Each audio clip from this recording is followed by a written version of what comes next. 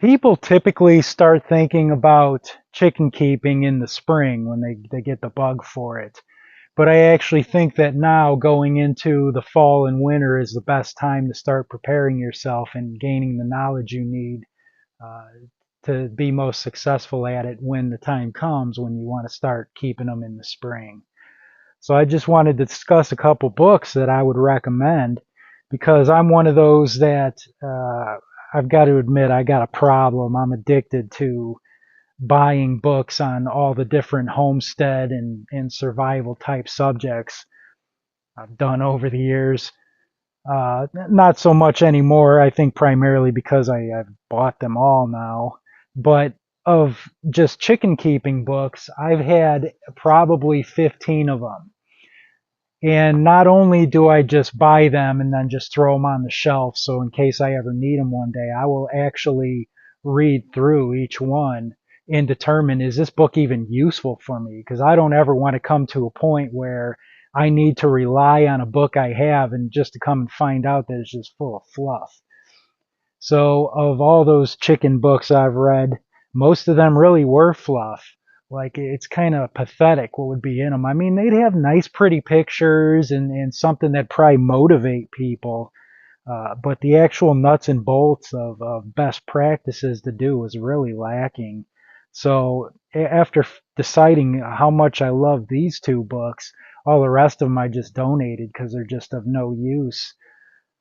So these are actually both second copies I've had because I had given my other first two copies to somebody else that was first getting into chicken keeping. So I'm very familiar with these two books. The first one is Fresh Air Poultry Houses by Prince T. Woods. Now, the first edition of this was written in 1911, and then the revised edition came out in 1924. And that's what this is a reprint of. But that's got to tell you something when this book is over 100 years old and still in print and still readily available. You buy it brand new because it's just still in print. It's that good. Um, he was a veterinarian that traveled around because back then it wasn't just like today you have a veterinarian's office where everybody brings their animals there, but back then in a rural area, a veterinarian would travel from farm to farm as needed. So he was I think primarily in the Northeast. A lot of the farms he had visited and worked for were in places like Massachusetts, Pennsylvania, and even up into Canada. So fairly cold climates. And he had noticed that in all his trips to these various larger chicken keeping facilities, that some places had extremely healthy birds and then others were very sickly. So he started wondering, well, why is it that some of these places just are so great and others the birds are in bad shape? And keep in mind that this was back. One of the draws to this book is that it was written before people had electricity to rely on. In the modern day, any big chicken keeping facility, people run electricity out to it for heat and whatever. But back then, that was not a thing. And that's a draw for me because, say you ever got into a bad situation where you had power out, like you want your place set up, your bird's okay to get through that. Because I've heard horror stories of people that ran heat out to their chicken coops and then one night in a bad winter storm, the power went out and half their flock died. I mean, that's just no good. So I think designing it as low tech as possible is really the best way for self-sufficiency reasons. And he noticed that the healthiest birds always came from farms where their housing had plenty of fresh air in it, was wide open in places. And the reason for that is because when you try to close in chickens, like think of a modern day house. We build it closed in tight and then run climate control, air conditioning or heating in there. But when you're just closing in birds like that, you're creating a dangerous environment because they have a very high respiration rate. They breathe really fast. And in doing so, they put a ton of vapor out into the air. And also all night long while they're sleeping in the coop, they will poop, and their poop is mixed with the pee. It all comes out in one. So it's like a wet mess. So all night long, they have this really putting a ton of vapor into the air in addition to all this wet poop coming out. Like if you got them closed in tight there, it's going to be an extremely humid environment you create, dangerously high. So birds can handle being cold, even in cold environments. They are heavily feathered. I mean, you've probably seen in the winter little sparrows doing okay out in the winter, but chickens are much more heavily feathered than that little sparrow, so they can handle the cold, but what they can't handle is being cold and wet simultaneously. So he goes deep dives into, how much ventilation you should be keeping on a coop. And in a lot of cases, some people would be best off just ripping out a wall, but also at the same time, how to position the coop so that any prevailing like northern winds in the winter are hitting the back side of it so they're protected from that wind.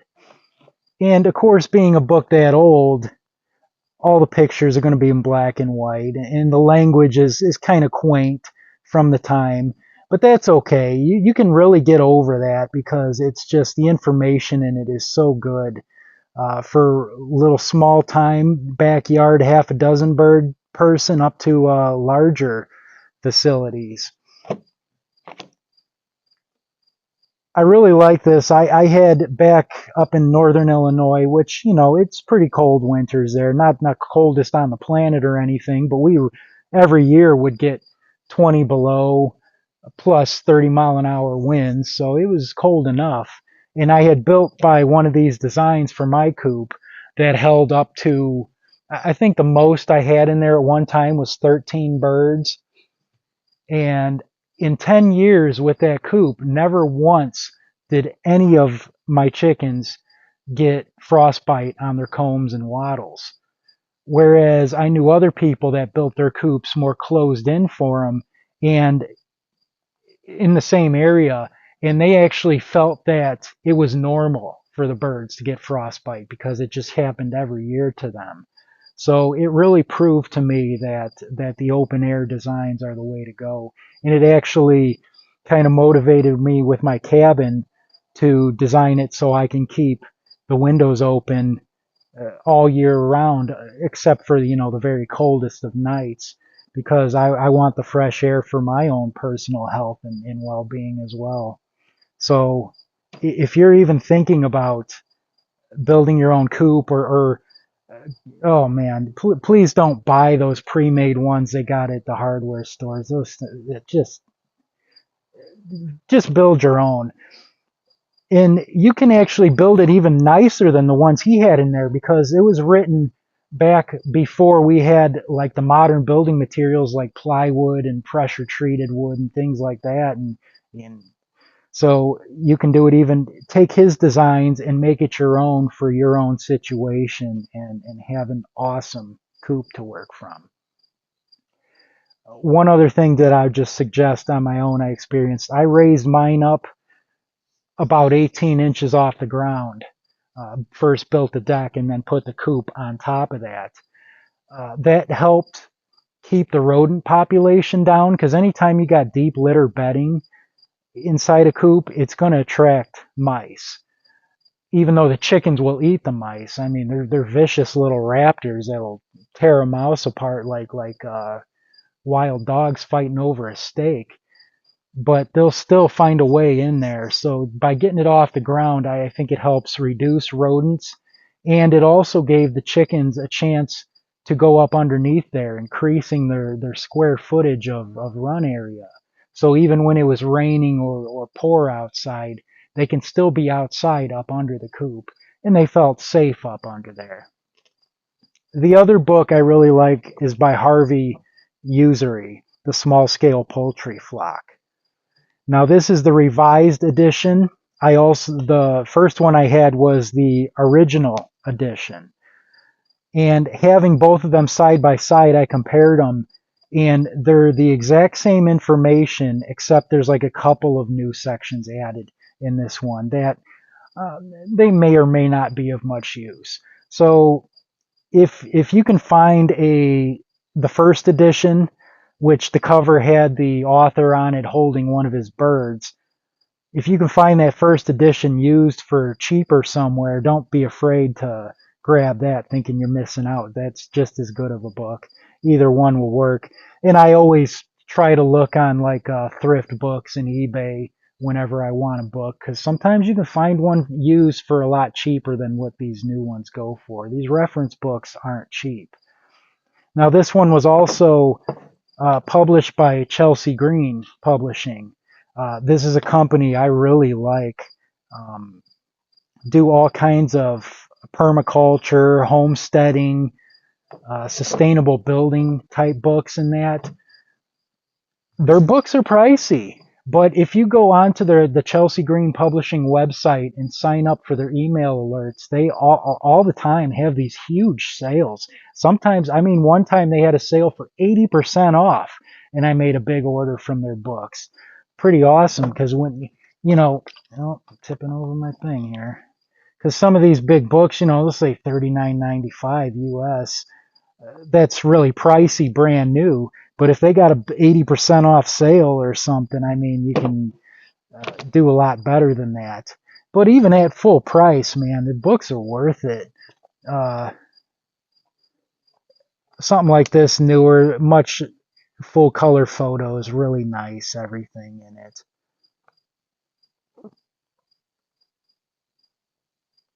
This was a good section on butchering.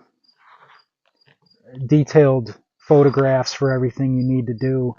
And actually, over the years, I've hand butchered a few dozen birds, but I still refer back to this each time I need to because, sometimes it's hard to remember what organs are what and that. So just refreshing yourself really helps. So I believe in having a good reference book like that. And also, before you start keeping chickens, another thing I would do is prepare yourself even before you get the birds. Have the stuff on hand you need for butchering, because when the time comes that you need to call a bird, it's usually not a situation where it's like, oh, well, give me a week, I got to order some stuff I need off of Amazon. No, usually it's something that needs to be taken care of right then and there. You buy a bunch of chicks that are labeled as all hens, but it's possible one of them starts developing into a rooster. That happens. And if you live somewhere where roosters aren't allowed, you're going to have to do something about it immediately. So I believe it's good. Every responsible chicken keeper should be prepared for butchering. That's just part of it. And I think investing in these books is a good idea, even if you're on the fence about, do I want to keep chickens or not? Because if you read through this will tell you either by the end of reading these two books, you'll be all excited and gung ho, like, yeah, we can do this. I feel armed with the knowledge I need. Or you're going to read through it and be like, I don't know that I really want to get into that. And in that case, it was good because now you're only out the money it cost for the books, and you haven't went and invested in buying coops and fencing and stuff like that. So a lot of people are going to make the argument, well, you don't need to really do anything. Chickens are so easy to keep. You don't need any of that info. Just go ahead and get them. And to an extent, that is correct because chickens are such adaptable animals that even when they're kept in less than ideal situations, they will still find a way to adapt and thrive in any environment. So, I mean, all you got to do is look at our commercial chicken facilities. If you ever seen those big, the big corporations that breed chickens and that, and hundreds of thousands of birds in each building, they are kept in the most deplorable of conditions. And yet the birds are still there producing eggs. So even if you believe that, try to look at this information from more of a selfish aspect then. Because say you don't do any research and you set yourself up and start keeping chickens, and with all the different work and things you got to do, your system, say it averages 20 minutes a day you got to spend taking care of them. But if you can do a little bit of research and find a little bit better systems that work easier, maybe you can knock that down to 12 minutes a day average it takes to take care of them. So that 8 minutes a day saved times 365 days a year, that is a lot of time and effort you can save just by have spent the little bit of money for these books and the time it takes to read through them. You can learn enough to pay dividends down the line. So it's just my opinion after reading, like I said, around 15 chicken keeping books. These are the only two I recommend and I think you need to go from brand new to them to completely experienced.